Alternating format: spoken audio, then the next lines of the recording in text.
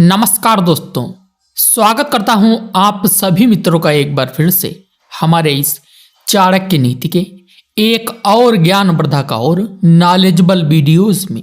दोस्तों, चाणक्य नीति या चाणक्य नीति शास्त्र आचार्य चाणक्य द्वारा प्रदान किया गया एक ऐसा ग्रंथ है जिसमें मनुष्य के जीवन में सुधार लाने हेतु सुझाव दिए गए हैं।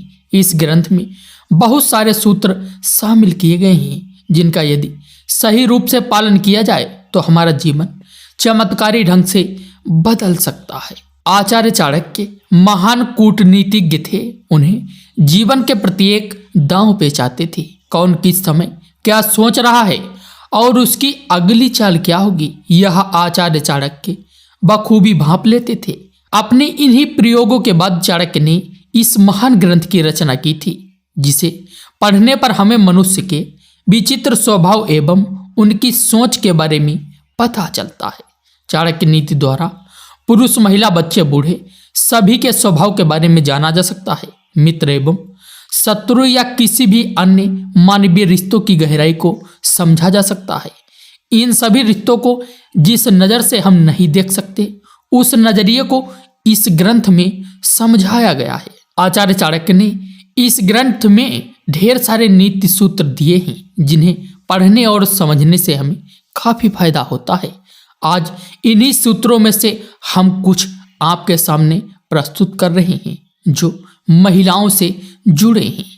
मित्रों, चाणक्य ने महिलाओं के बारे में काफी कुछ कहा है। उनका स्वभाव, उनकी फितरत, उनकी सोच और वे किस समय किस तरह से बर्ताव करती हैं, इन बातों पर खास अध्ययन किया है चाणक्य जी ने। चाणक्य जी बताते हैं कि महिलाएं भरोसे के लायक नहीं होती। यह सुनकर शायद आपको गुस्सा आ रहा हो, लेकिन उनके ऐसा कहने के पीछे भी ठोस तथ्य शामिल हैं। चाणक्य के अनुसार महिलाओं के स्वभाव में ही ऐसे लक्षण पाए जाते हैं जो उन्हें भरोसे के लायक नहीं बनाते। ऐसा इसलिए क्योंकि वे कोई भी बात अपने तक अधिक समय तक सीमित नहीं रख पाती। अपनी बात दूसरों तक ले जाना उनकी आदत होती है। इसीलिए आप उनसे जो भी बात बांटेंगे वह दूसरे व्यक्ति तक ना जाए, इसकी गारंटी कम होती है। इसीलिए चाणक्य महिलाओं को भरोसेमंद नहीं मानते हैं। स्त्रियों के सामान्य लक्षण के अलावा चाणक्य ने उनकी कुछ ऐसी बातों को भी नीति शास्त्र में रखा है जो उन्हें शादी के लायक नहीं बनाती। चाणक्य के अनुसार ऐसी कुछ स्त्रियां होती हैं जिनसे भूलकर भी पुरुषों को शादी नहीं करनी चाहिए। मित्रों, चाणक्य जी कहते हैं कैसी स्त्री से भूलकर भी विवाह नहीं करना चाहिए। चाणक्य के अनुसार सुंदरता ही सब कुछ नहीं होती। यदि कोई पुरुष केवल स्त्री की सुंदरता देखकर उसे परखता है और उसी के आधार पर उसे पसंद करके विवाह कर लेता है तो उससे बड़ा मूर्ख इस पूरे जग में कोई भी नहीं है। विवाह के लिए स्त्री के संस्कार, उसका स्वभाव, उसके लक्षण, उसके गुण अवगुणों के बारे में जानना चाहिए। इन सभी तथ्यों पर विचार करने के बाद ही स्त्री का विवाह के लिए चुनाव करना चाहिए। अन्यथा सुंदरता के आधार पर गलत चुनाव करने से वैवाहिक जीवन सुखी नहीं रहता है।